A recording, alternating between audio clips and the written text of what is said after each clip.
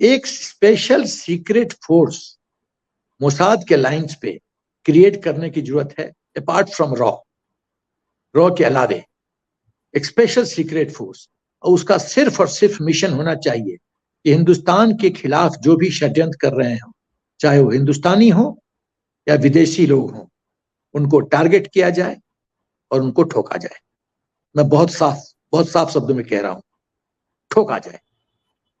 इसको या तो स्पेशल फोर्स ये काम करे, या विश्व में कई लोग बिकने के लिए तैयार हैं, मर्सनरीज हैं, उनको हायर किया जाए। पर मर्सनरीज हायर करने में एक रिस्क है कि वो डिस्क्लोज कर सकते हैं कि इंडिया की जो हुकूमत है वो उनको हायर कर रही है, तो जो इंपॉर्टेंट इंफॉर्मेशन है वो लीक आउट हो सकता है। तो ऐसे ऑर्गेनाइजेशन की जरूरत है जो टोटल गोपनीय हो और गोपनीय तरीके से अपनी ये कार्रवाई करे।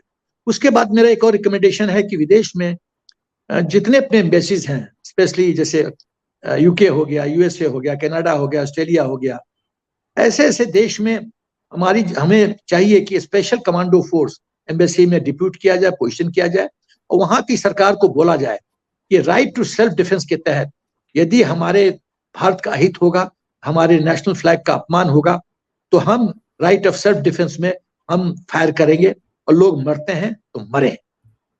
ये गैर कानूनी नहीं माना जाएगा। ये डिप्लोमेटिक लेवल पे संदेश देने की जरूरत है, और जो लोग ऐसा करते हैं, चाहे कोई हो, खालिस्तान, उनको भूज दिया जाए। ये नहीं चलेगा।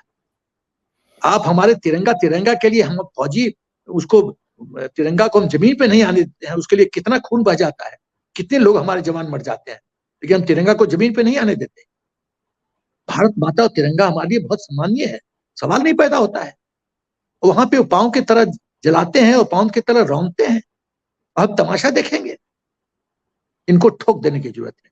उसके बाद एक बहुत महत्वपूर्ण बिंदु कि हम लोग को इंटेलिजेंस शेयरिंग का जो अंडरस्टैंडिंग है वो बढ़ाने की जरूरत है उन देशों से जो high state of the technology state of the art technology रखते हैं इस फील्ड में। एक और बिंदु देखिए, एक कहावत है बिहार में, भैया ना कुछ भैया सबसे बड़ा रुपया। तो जो रुपया है वो बहुत बड़ी बात है। इकोनॉमिक फैक्टर एक बहुत महत्वपूर्ण और पावरफुल चीज होता है। जब इकोनॉमिकली हम किसी भी देश का आर्म ट्विस्टिंग करेंगे कि तुम यदि हमको नहीं सपोर्ट करोगे, ये रिजल्ट नहीं दोगे, तो हम अपना ऑर्डर तुम पे प्लेस नहीं करेंगे, हम तुम्हारा आर्म ट्विस्टिंग करेंगे, हम इकोनॉमिक क्षेत्र में तुम्हारा अहित करेंगे। जब देखिए, जब मैनेजमेंट में सिखाया जाता है कॉस्ट बेनिफिट एनालिसिस, कि यदि प्रोपोर्शनेट ज्यादा नहीं है कॉस्ट से, तो बेवकूफी है, वो फैसला बेवकूफ वाला फैसला है। तो जब किसी देश को यह बताया जाएगा कि जो कीमत तुम चुकाओगे वो ज्यादा होगा, तो वो स्वाभाविक है कि डरेगा। ये तो हो गया आउटसाइड इंडिया, अंतरराष्ट्रीय बाहर के देशों के लिए। अब हिंदुस्तान के अंदर तो सबसे 2-3 बातें सिर्फ मैं कहना चाहूंगा कि आईपीसी इंडियन पीनल कोड में 124A को पूर्ण रूप से परिभाषित करने की जरूरत है कि राजद्रोह है क्या। और मुझे तो ताज्जुब हुआ कि कुछ दिन पहले ये खबर आ रही थी कि जुडिशरी सोच रही है कि 124A को हटाइए। मेरा एक ही प्रश्न है, यदि 124A हटा तो मुझे बताया जाए कि ऐसा कौन सा सेक्शन है आईपीसी का जिसके तहत राजद्रोह का मुकदमा डाला जा सकता है, एफआईआर लॉन्च हो सकता है। कौन सा सेक्शन? कोई नहीं। इसका मतलब संदेश दिया जा रहा है कि आप राजद्रोह करो, आपको कुछ नहीं होगा। तो लोग राजद्रोह नहीं करेंगे क्या? जब आईपीसी 124 है तब तो इतना राजद्रोह हो रहा है, जब हट जाएगा तब तो टोटल क्योस है, टोटल गदर है, फ्री फॉर ऑल है।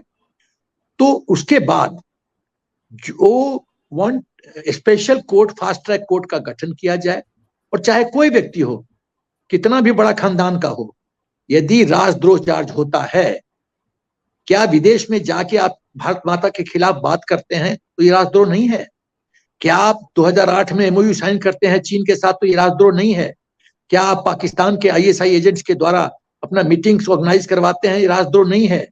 क्या आप जब खालिस्तान का सब सपोर्टर्स जब चिल्लाता है आपके मीटिंग में और आप मुस्कुराते हैं, चुप रहते हैं, कुछ नहीं बोलते हैं, ये राजद्रोह नहीं है? वो खालिस्तानी लोग जो आपके दादी के मूर्ति के का अपमान करते हैं, उनका चेहरा काला कर देते हैं, उसके खिलाफ आप कुछ नहीं बोलते, ये राजद्रोह नहीं है? जब आप इतना भ्रष्टाचार करते हैं तो ये राजद्रोह नहीं है? कटरैशी को जिस तरह से मदद किया जाता है वो राजद्रोह नहीं है? तो मैं तो ऐसे 50 एग्जाम्पल दे दूंगा कि राजद्रोह क्या है। तो होता क्या है? होता यह है कि उनको कुछ नहीं होता है, कुछ नहीं होता है। इसीलिए समझते हैं कि हम कानून से बड़े हैं, क्योंकि हमने 60 साल राज किया है। ऐसे भी कई पॉलिटिकल पार्टीज में ऐसे लोग हैं जो समझते हैं कि हम कानून से बड़े हैं, इनको भय नहीं है। तो बिन भय होत न गोत, बिन भय होत न प्रीत गोसाई, बिना भय को तो प्रीत नहीं होता है, तुलसीदास जी ने कहा है। तो सवाल है कि जब तक सशक्त कानून नहीं बनेगा। छोटा से उदाहरण ओमकार जी, आप तो हरियाणा के हैं, आप जानते हैं किसान रैली, किसान जो रैली हुआ था, वो तो पूरा कानून किसान के पक्ष में है। तो फिर इतना पेट में दर्द क्यों? ये बिचौलियों का आंदोलन था, जो को बाहर से फंडिंग हुआ, सीक्रेटली फंडिंग हुआ, और इस देश के पॉलिटिकल पार्टी के कुछ लोग उसमें शामिल हुए, उनकी तिजोरी भरी गई। ये सबको पता है, फिर भी वो अभी भी सत्ता में बैठे हैं। क्योंकि देश ऐसे चलेगा क्या? जिस आदमी को 24 घंटा में राजद्रोह पे खत्म कर देना चाहिए था, देश के बाहर उठा के फेंक देना चाहिए था, वो अभी भी सत्ता में बैठा है और अभी भी भ्रष्टाचार में लिप्त है और उठा दिखा रहा है पूरे हिंदुस्तान के जुडिशरी को, गवर्नेंस को। तो मेरा क्या कर लोगे? शेमलेसली बात करता है एवरीडे। शाहीन बाग, आप सोचिए ओमकार जी, किस तरह से परेशानी लोगों को उठानी पड़ी। अरे सीए तो हिंदुस्तान के मुस्लिम के लिए है ही नहीं, वो तो विदेश में, पाकिस्तान, ये सब बांग्लादेश में रहने वाले हिंदुओं के लिए है। तो तुम पर तो कुछ इफेक्ट नहीं पड़ रहा है, फिर विद्रोह क्यों? क्योंकि विदेशी ताकतें चाहती हैं कि हिंदुस्तान कमजोर हो और बर्बादी हो। ये खेल है ओमकार जी, ये समझने की जरूरत है। तो मैं ये साफ कानून में कहना चाहता हूं कि ये राष्ट्र बहुत लोगों के रडार पे है कि हिंदुस्तान को कमजोर करो, बहुत लोग के रडार पे है, और वो कोई कोशिश, और उसमें मिली भगत कर रहे हैं मेनली पॉलिटिकल पार्टीज के कुछ लोग सत्ता के मुंह में।